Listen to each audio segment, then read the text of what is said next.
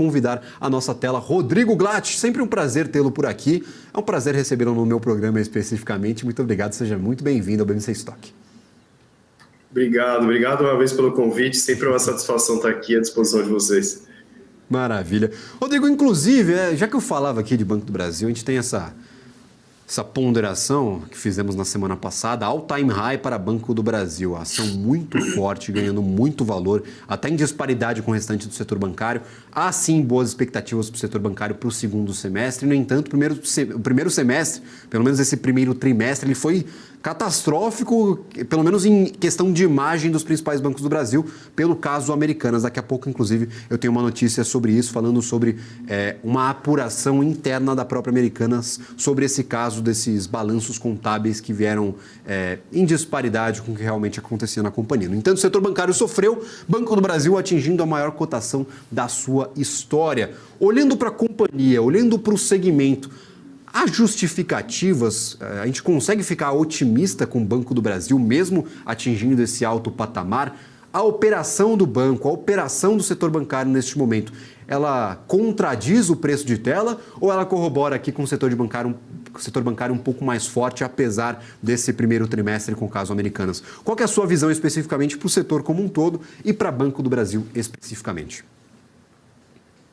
Eu acho que tem que fazer uma análise do horizonte um pouco mais longo, né? Na verdade, se você pegar aí os últimos anos, a gente viu os bancos tradicionais, né, que são geralmente os estados, serem muito questionados aí em função das fintechs, né, dos bancos digitais, enfim, né, e até quanto esse movimento ele tiraria o market share desses bancos maiores, né? É óbvio que houve uma preocupação no início, né? Mas eu acho que os resultados, né, acho que na maior parte dos casos aí, eles realmente mostraram que apesar dessa concorrência nova, né, desses bancos novos, eles continuam com resultados muito, muito resilientes, acho que principalmente no caso do Itaú e do Banco do Brasil, né? O Bradesco teve um trimestres aí ainda um pouco abaixo, né, com o ROI um pouco abaixo aí da média histórica, Santander também, enfim, acho que teve resultados aí mais erráticos aí após a volta da Covid, vamos dizer assim, né? Então, eu acho que então teve uma reação mista, vamos dizer assim, né? E aí acho que tanto o Itaú quanto o Banco do Brasil realmente andaram mais nos papéis desses bancos em função desses resultados. Acho que o Banco do Brasil até mais em função da recuperação aí mais acentuada, né? A gente via o banco rodar aí na casa de 10, né? De ROI, né? De retorno sobre o capital. E hoje a gente vê ele se aproximando dos bancos privados, né? O ROI aí quase na casa de 20, né? Então é por isso que ele teve essa apreciação e essa performance muito boa aí nos últimos anos, né? Então eu acredito que isso deva continuar ocorrendo, apesar de hoje você ter uma preocupação com que o governo poderia realmente usar o banco como um instrumento de políticas públicas, né? Então, sempre existe esse risco, né? Assim como na Petrobras também, e é por isso que tanto o Banco do Brasil como a Petrobras negociam com múltiplos muito baratos, né? Muito atrativos, menores em relação aos outros bancos, né? Principalmente Itaú, né? Mas, de modo geral, a gente vê os bancos ainda com múltiplos baratos, a gente gosta de Itaú, tem uma posição grande de Itaú aqui, e vê ainda um cenário bastante positivo aí, com eventual retomada de crédito com a queda dos juros que parece que vai acontecer aí nos próximos meses, né? Então, a gente ainda vê com bons olhos e com uma perspectiva positiva aí para os bancos nos próximos meses.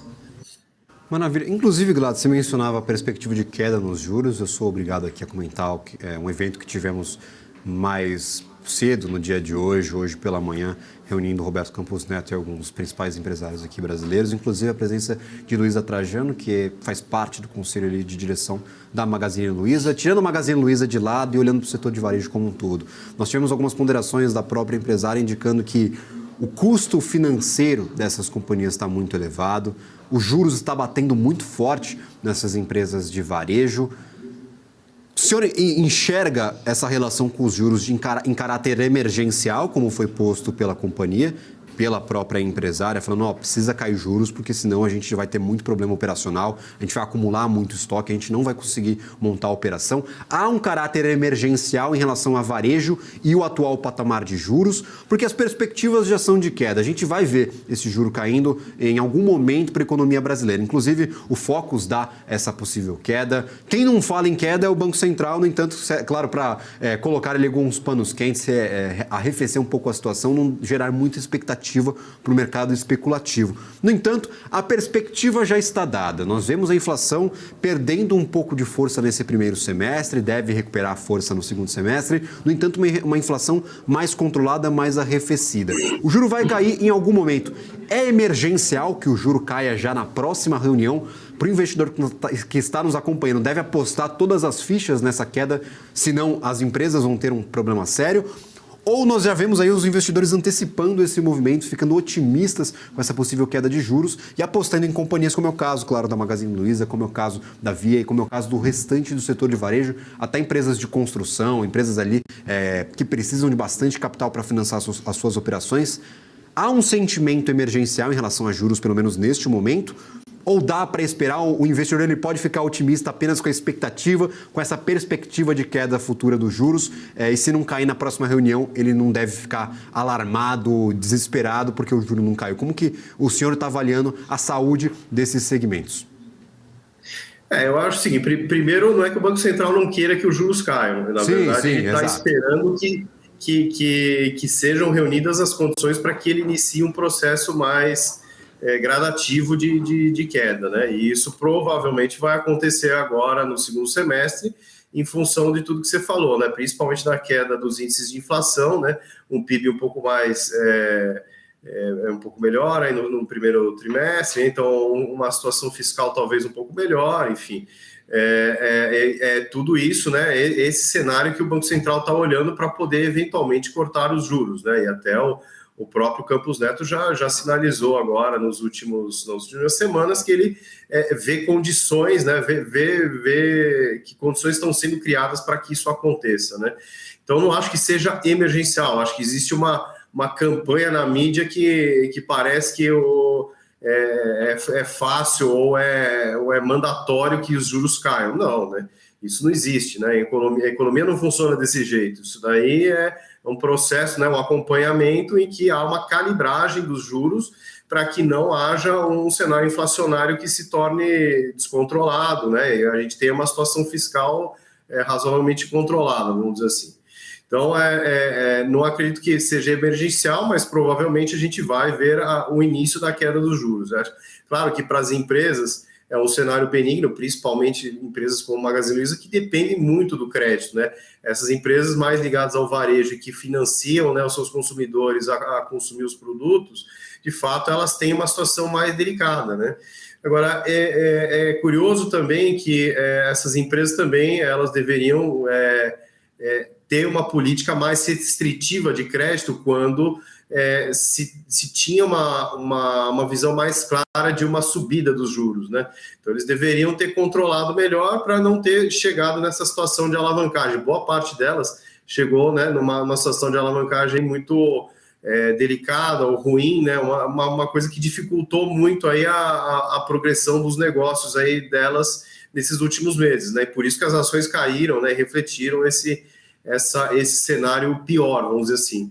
Mas falando um pouco para frente, acho que realmente se os juros caírem, boa parte deles vai retomar, né, esse crédito, né? Você vai ter uma diminuição da inadimplência um pouco mais para frente, e isso deve beneficiar os resultados das empresas. E por isso que nessas últimas semanas a gente viu aí os setores que são ligados a juros, como você falou, né? Consumo, varejo, imobiliário, educação, enfim, são setores que são mais sensíveis a juros e por isso que tiveram uma performance melhor nas últimas semanas. Gosto, né, Glatti? Se tivesse caixa, não tinha prejuízo financeiro, tinha retorno financeiro, né? Então tem empresas hoje no no fundo Brasil... não tinha alavancagem, aí não teria prejuízo, poderia não ter eventualmente prejuízo, entendeu? Então, assim, você tem que sempre olhar, por isso que olhar um período longo é sempre melhor, porque você tem uma noção mais clara do que as empresas poderiam ter feito também, né? Exatamente. Então, claro, a gente sempre faz essas ponderações. Gostaria de agradecer imensamente a participação de Rodrigo Glatt, agora de última hora aqui na nossa programação, justamente para falar sobre esse setor e esses segmentos que são bem sensíveis na nossa Bolsa de Valores. Hoje estão aqui na boca dos investidores, todo mundo quer saber sobre esses setores especificamente. Rodrigo, seja sempre muito bem-vindo à programação da BMC News. Agradeço imensamente por ter aceito o nosso convite.